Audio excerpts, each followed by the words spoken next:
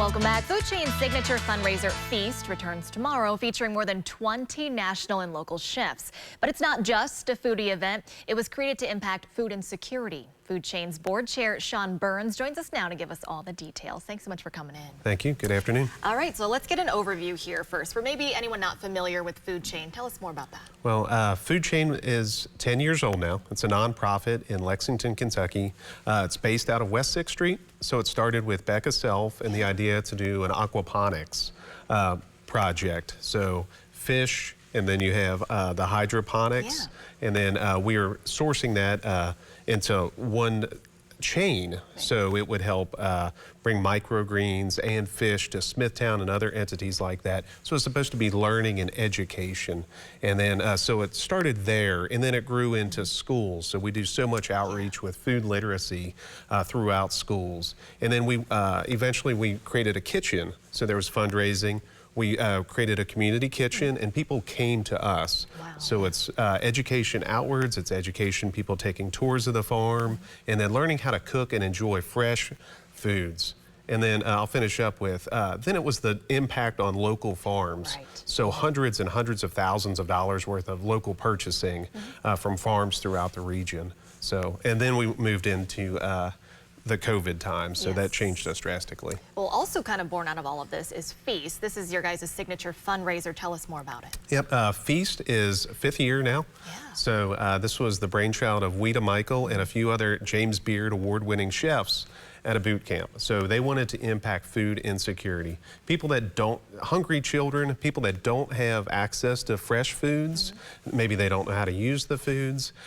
So their first year, she brought a few regional chefs together and some local chefs, and then we had a big party. So it's not sitting down at a table being bored.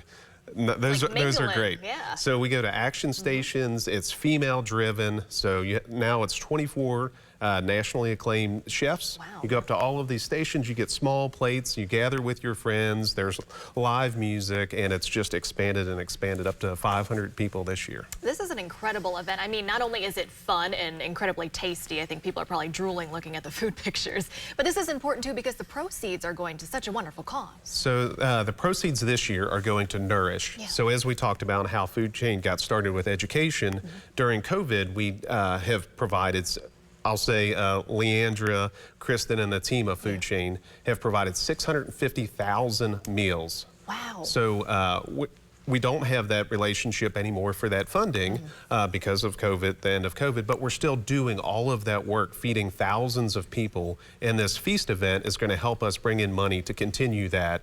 So it's bringing fresh food to people that are hungry, food insecure, or they just want to learn more about the food. So. Yeah. I want to point out one thing too, because you guys have an online auction item that I think a lot of people are excited about. Tell us more about the Blanton experience. I heard about that. So Blanton's experience, thank you to Buffalo Trace, who has provided us a barrel of Blanton's. Wow. So the guests can bid online.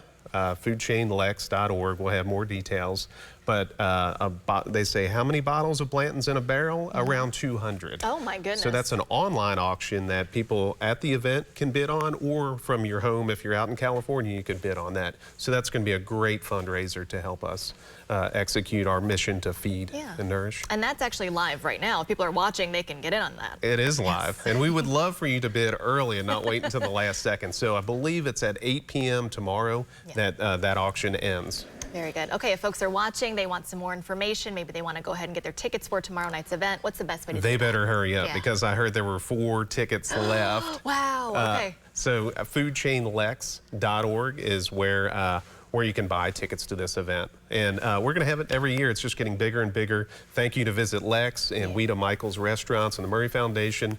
This is eventually going to become a nationwide event. So this was year 1 to get it back after COVID, and then we're going to get bigger and bigger every year. Well, so glad you guys have returned. Thank you so much for joining us today. Thank you for having us. And thank you, TG, for the great weather tomorrow. That's right. Stick around. We've got to look at your headlines right after this.